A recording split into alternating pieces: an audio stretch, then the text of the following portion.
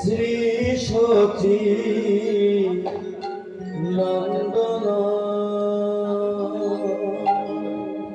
জয় রে যা করে গোরা শ্রী সচি নন্দন হরি জয় রে যা ওরে গোরা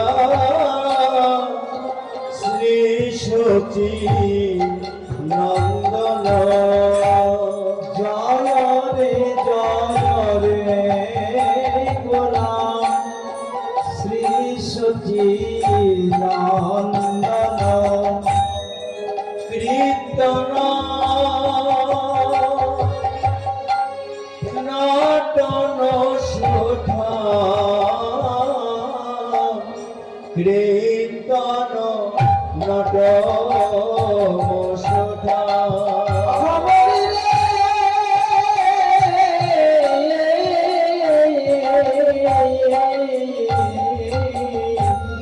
কীর্তন মঙ্গল শোভা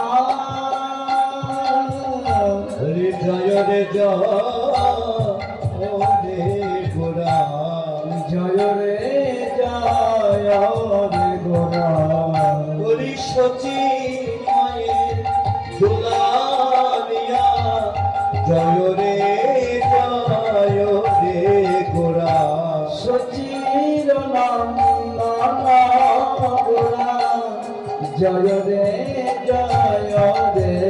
গোরা সচি মায়ের দুলালিয়া জয় রে গোরা গোরা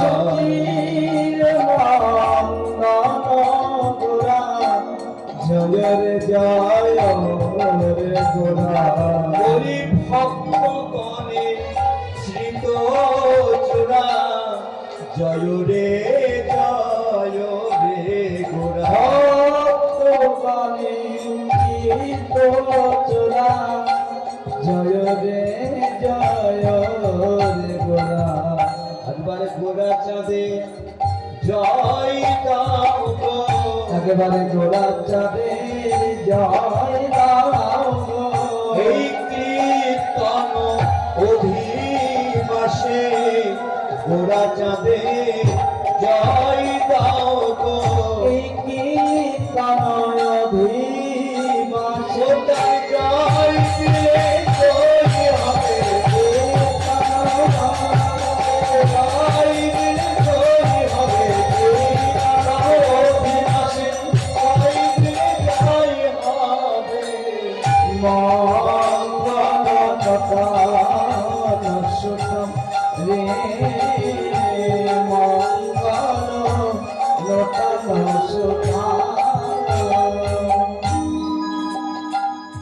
আজ 1486 খ্রিস্টাব্দে 892 বঙ্গাব্দে শুভ ফাল্গুনী পূর্ণিমা তিথিতে 18 ফেব্রুয়ারি প্রভু আমার নবদ্বীপে এসে তিনি 24 বৎসর গৃহে থেকে তারপরে সন্ন্যাস নিয়ে প্রভু আমার চলে গিয়েছিলেন নীলাচলে।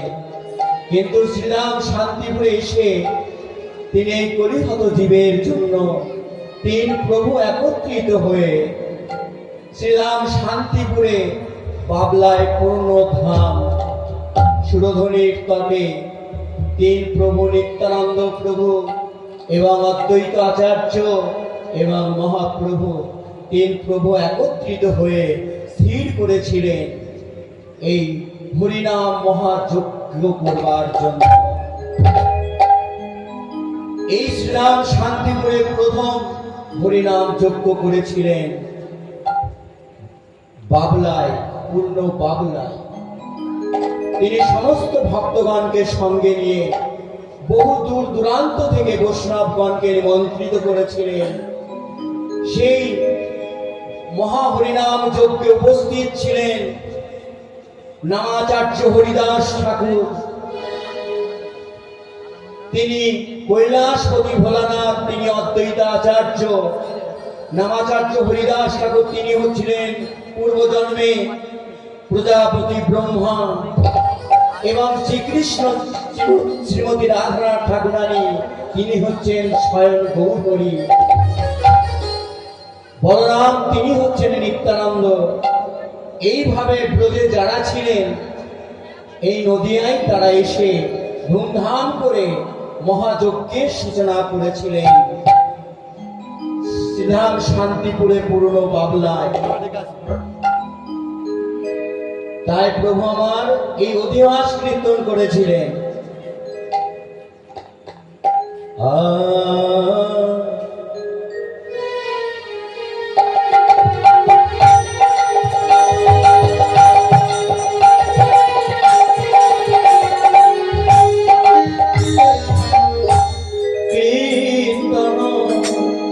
আনন্দে শ্রীবাস রামানন্দে হরে কীর্তন আনন্দে শ্রীবাস